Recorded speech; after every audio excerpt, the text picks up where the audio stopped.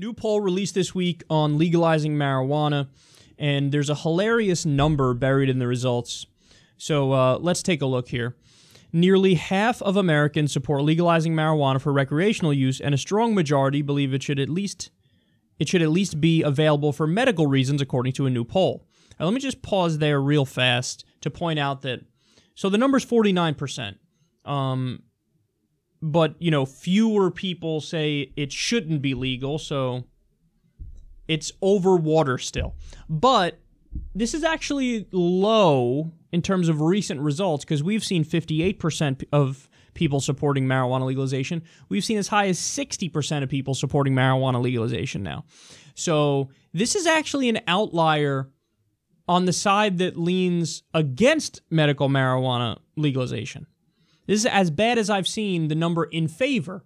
But there's another number hidden in here that is quite telling and is more in line with some of the other polling data we've gotten on this issue. So let's continue.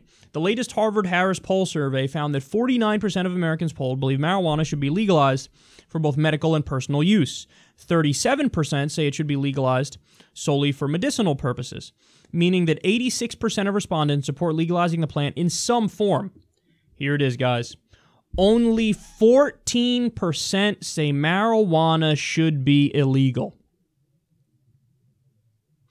So in other words, those are the people who say it shouldn't be legal for medical reasons, it shouldn't be legal for recreational reasons, it should just be totally illegal. Only 14% of Americans are in that group. In the words of Mortal Kombat, flawless victory. Because here's the deal. According to the federal laws in the United States of America, that's the case. The laws in the United States of America, the federal laws, make it so that marijuana is illegal across the board. It's a Schedule I drug, which means there aren't even medicinal purposes for it.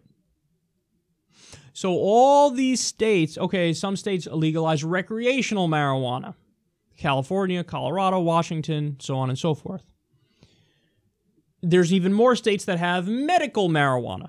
Okay, but you think, well, yeah, so that's solid, right? That's set, that's law. Yes and no. Yes, and that is law in the state. No, in that it's not federal law. The federal government does not recognize that. And that's only allowed to continue because the federal government has been more hands-off. But they could decide tomorrow, and they might, under Jeff Sessions as Attorney General, they could decide tomorrow, shut it all down. And they have every legal right to do so. If you think that in a court of law, Colorado or California's claim of, hey, why is the federal government coming in here and shutting down these law-abiding pot stores that are following all the state laws and doing the right thing and they're upstanding citizens? If you think that the state would win in the court case, you're wrong. The federal government would win every time, 10 out of 10 times, because federal law overrides state law. That's the supremacy clause of the Constitution. And the federal law is marijuana is illegal for recreational purposes. It's illegal for medicinal purposes. So it is just flat out illegal. So the law in the United States, only 14% of Americans say, yeah, we have it right at a federal level in the United States. Gee, you think maybe it's time to change the law when 14% of Americans agree with it? Man, 86% disagree with our laws on marijuana in the U.S.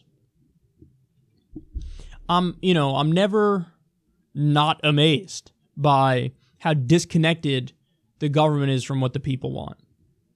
80% of Americans want to raise the minimum wage. Not only are they not doing it right now, they're not even fucking discussing it.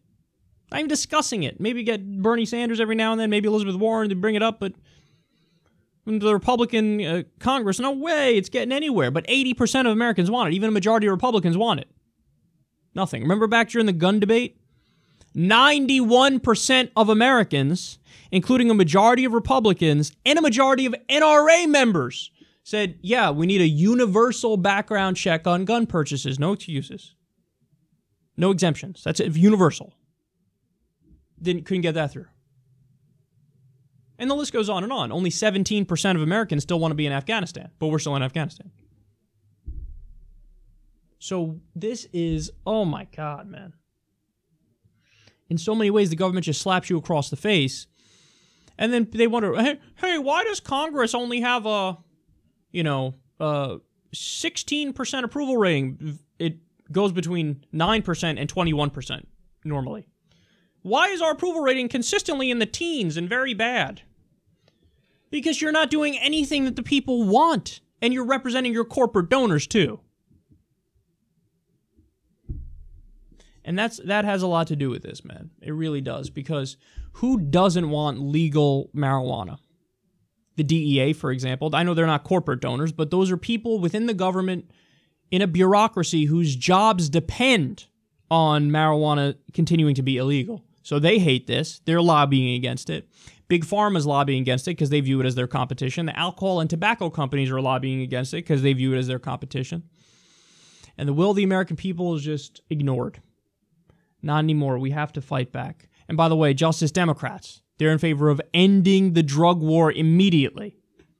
So justicedemocrats.com/platform if you want to see what they're about, what we're about, and justicedemocrats.com/fight to support our candidates.